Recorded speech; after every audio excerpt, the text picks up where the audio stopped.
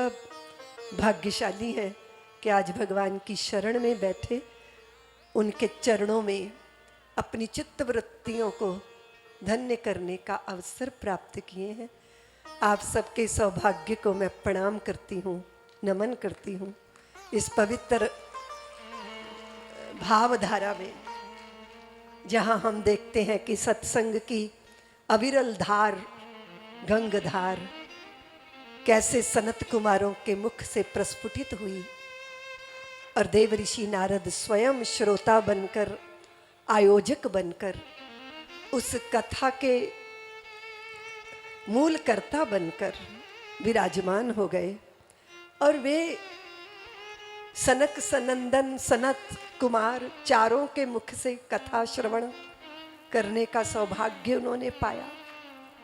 और चारों एक ही बात कह रहे हैं कि भगवान की शरण में होना चाहिए। भगवान की चरणों की शरण ही, भगवान ही त्राण है, भगवान ही त्रसित और त्रिषित चित्त की प्यास को बुझा सकते हैं।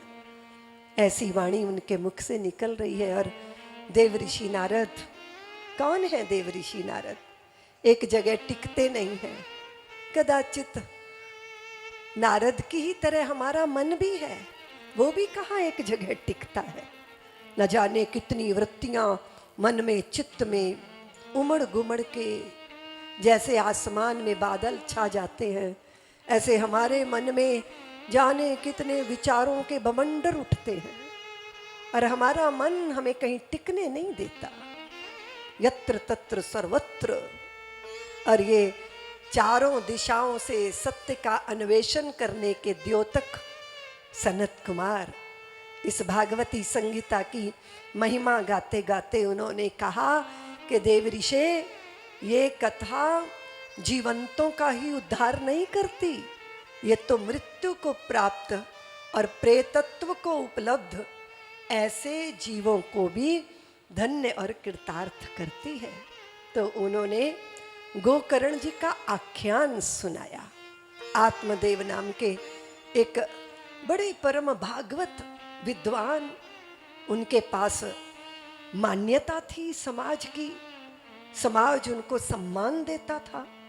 लेकिन बड़ा विचित्र है जीवन, बड़ा विचित्र है प्राणी का जीवन, जिसमें सब कुछ तो सब कुछ कभी होता ही नहीं। कभी धरती होती है, कभी आसमान होता है। हाँ, विद्वान के पास ऐश्वर्य नहीं होता, ऐश्वर्यवान के पास विद्वता नहीं होती। जो बुद्धि से बड़े कुशाग्र है उनको रूप नहीं मिलता, और जिन्हें रूप मिल जाता है वो महामूर्ख सिद्ध कभी कभी हो जाते हैं। इस संसार में सबको कभी पूर्ण मुकम्मल जहां नहीं मिलता, कभी जमीन नहीं मिलती और कभी आसमां नहीं मिलता। अधूरेपन का नाम ही संसार है।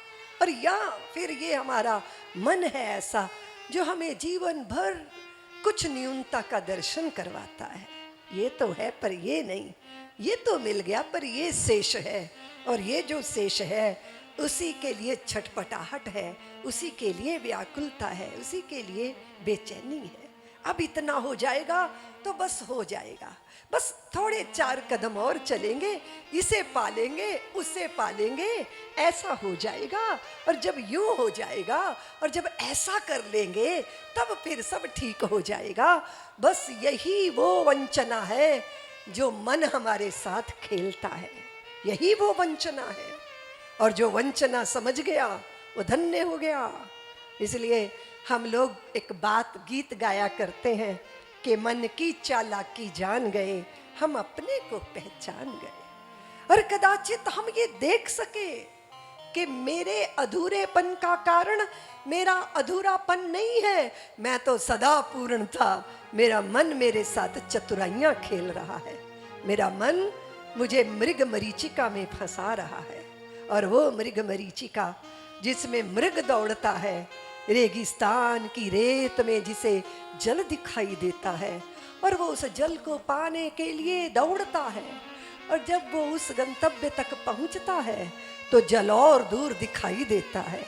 वो फिर उसको पीने के लिए दौड़ता है, और जब वहां पहुंचता है तो जल और दूर दिखाई देता है। और इसी दौड़ में मृग अपने प्राणों को बचा नहीं पाता, प्राण पखेरु उड़ जाते हैं। ये मृग मरीचिका, ये कैसा अद्भुत शब्द है। हमारी भाषा कितनी समृद्ध है। कभी विचार किया आपने कि मृग तृष्णा का शिकार मृग ही नहीं होता, हम सब भी मृग तृष्णा के शिकार लोग हैं। हमें भी लगता है यश कुछ और होता, धन कुछ और होता, वैभव कुछ और होता, घर जरा बड़ा होता, गाड़ी थोड़ी और बड़ी होती, गहने जरा कुछ ज्यादा होते, मान्यता है तो पर इतनी नहीं जितनी होनी चाहिए। हाँ? यही मन का तमाशा है। और कदाचित इस तमाशे को दिखाने वाले मन ने हमें स्वयं तमाशा बना दिया। हम स्वयं एक तमाशा बन गए। इस मन की वंचना जो समझता है, जो जानता है, वो सुरखरू, वो मुक्त हो जाता है। और आत्मदेव साधन संपन्न है, विद्वान है, लेकिन कभी कभी विद्वता भी काम नहीं आती कामना के सामने। कामना पैदा हो गई, पुत्र की कामना पैदा हो गई, संपत्ति तो है पर संतान नहीं। और कदाचित ऐसी संपत्ति का रक्षण कौन करेगा जब संतान ही नहीं है। और संतान की लालसा ने आत्मदेव को दीनहीन बना दिया। वे बेचारे इतने व्याकुल हुए कि उन्हें लगा जीवन व्यर्थ है, जीवन नश्वरता को प्राप्त हो जाना चाहिए। ये तो मृत्यु का मैं अगर समागम कर लूं तो मुझे इस वंचना से मुक्ति मिल जाएगी। तो जंगल में गए थे तो एक महात्मा मिल गए, कोई मार्गदर्शक मिल जाए ना तब भी जिंदगी बढ़िया हो जाती है, तब भी जिंदगी एक नई दिशा पा जाती है। और ऐसे समय में जैसे मन जब हमें दरिद्र बना दे, मन हम पर हावी हो जाए, जब हमारी बुद्धि अस्त व्यस्त हो जाए। आपको पता है घर की अस्त व्यस्तता शोभा देती है क्या? बोलो ना। बहुत सारी घर की गृहिणियां ऐसी होती हैं कि कपड़े उतार के वॉशरूम के दरवाजे के पीछे की खूंटी पे टांगती रहती हैं। वो जाने कितने कपड़े पे कपड़े, न जाने कितने वस्त्र इधर उधर अस्त व्यस्त। घर तो है पर बिल्कुल अजायब घर है, कहीं कुछ इधर पड़ा है, कहीं कुछ उधर पड़ा है। और जिनके घर ऐसे हैं उनको समझ लेना चाहिए कि उनके घर ही अस्त व्यस्त नहीं है, उस घर के रहने वाले लोगों की बुद्धि अस्त व्यस्त है। जिनकी बुद्धि अस्त व्यस्त होती है उनका जीवन अस्त व्यस्त हो जाता है और उनके घर की पूरी व्यवस्था अस्त व्यस्त हो जाती है। बुद्धि स्थिर हो, बुद्धि निश्चयात्मक हो, बुद्धि निखरी हुई हो, बुद्धि ठहरी हुई हो, बुद्धि शुद्ध हो। और बुद्धि क्या? मन बुद्धि से नियंत्रित हो। कभी विचार किया आपने? हाँ, एक और विचार किया आपने? यहाँ आत्मदेव की जो पत्नी है ना, उनका नाम है धुंधली। आपने कथा तो बहुत बार सुनी होगी ना। आत्मदेव जी की धर्म पत्नी का नाम धुंधली है। और आपको धोखा कब होता है बताओ? प्रकाश पूरा है, आपको साफ साफ चीजें दिखती हैं, और बहुत गहरा अंधेरा है तब भी फिर कुछ दिखता ही नहीं है।